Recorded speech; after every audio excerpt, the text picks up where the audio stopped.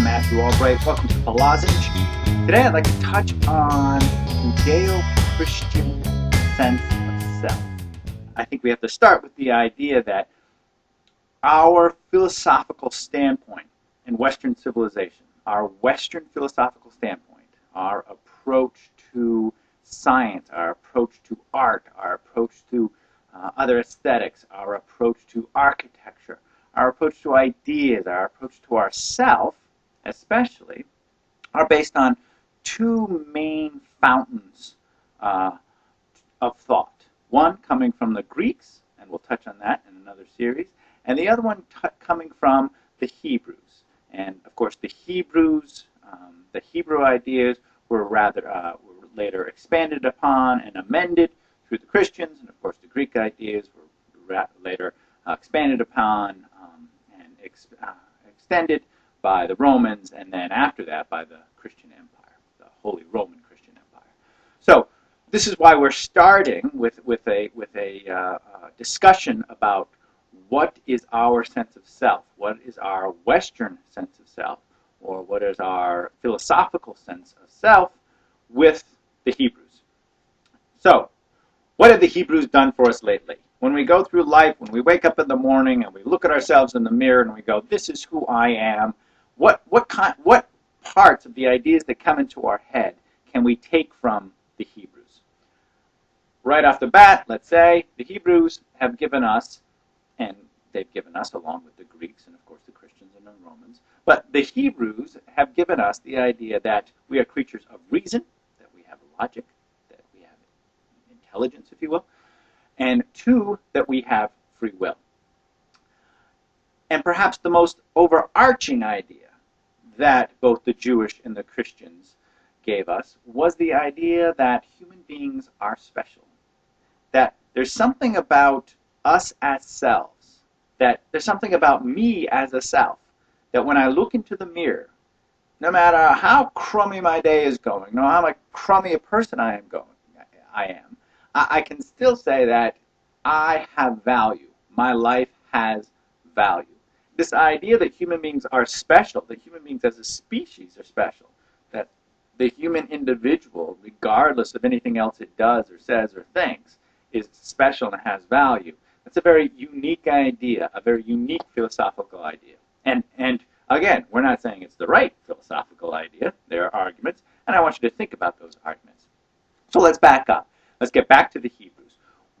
What do the Hebrews say about the modern philosophical sense of self for Western society, for Western individuals?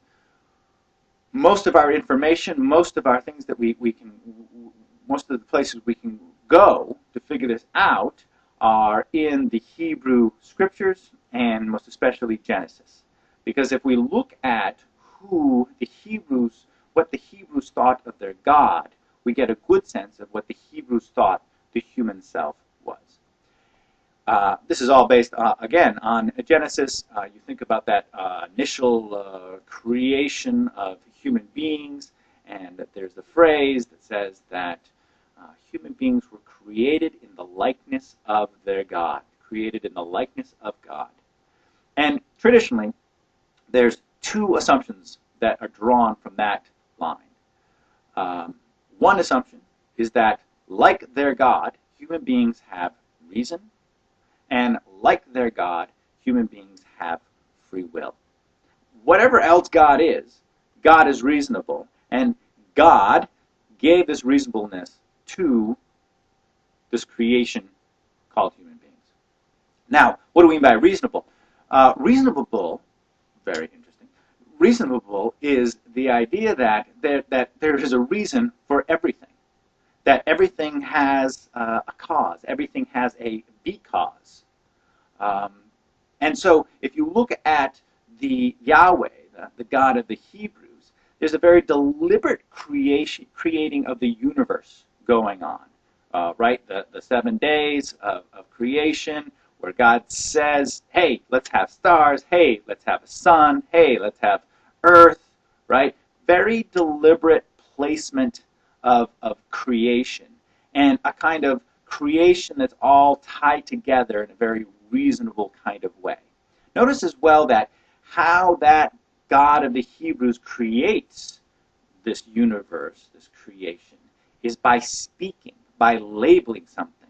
Let there be light. So this Yahweh creature, this Yahweh individual, categorizes this thing called light and makes it so. What I'm trying to get here is compare this to what we see in some religions and in some cultures as the idea that the universe is not reasonable, that there is not cause and effect, that in fact the universe is chaos. And we see this in a lot of very cultures in antiquity. The idea that really the gods or the fates that are controlling this universe are controlling it through a roll of the dice. That it's just a matter of chance. That in its essence, this universe is chaos, and there's really no rhyme or reason why things happen. And certainly, if you lived in 500 BC, 1000 BC, and you walked out your door and you got hit by a plague or by an earthquake or by the king next door who didn't like the color of your hair, that you can see that it's very easy to build this idea that the universe is really just chaos, and we have no way of really understanding it. The Hebrew idea of self is that, no, we've been given the same thing that the Hebrew God has called reason. And that means that we can categorize things. We can name things. And in fact, from this idea of reason comes this associated idea of language, that we can use language. Again, when you think about these ideas, think about if it's actually reasonable to have that sense of self that has this characteristic called reason. Is the universe really reasonable?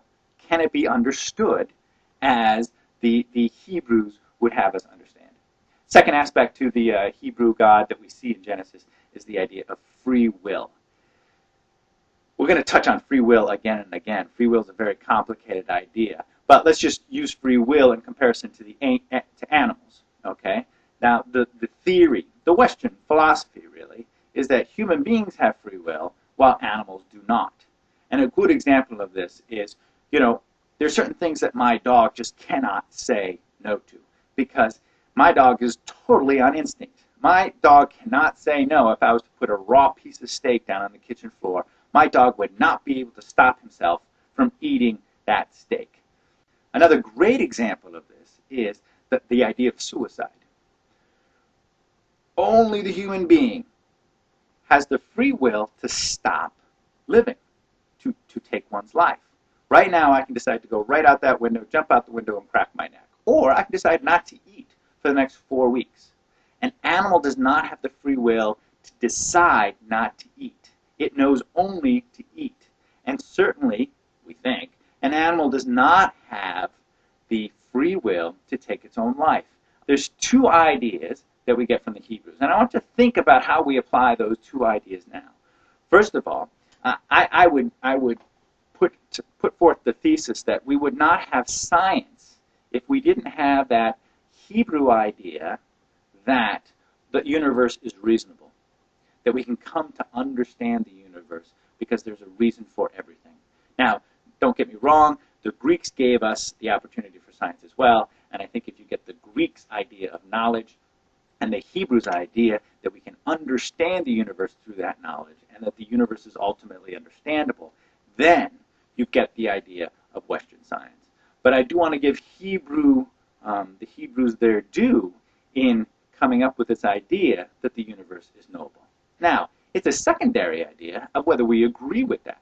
I mean, I would say most people think that science is going to tell us some truths about the world. Now, is that a truth with a capital T?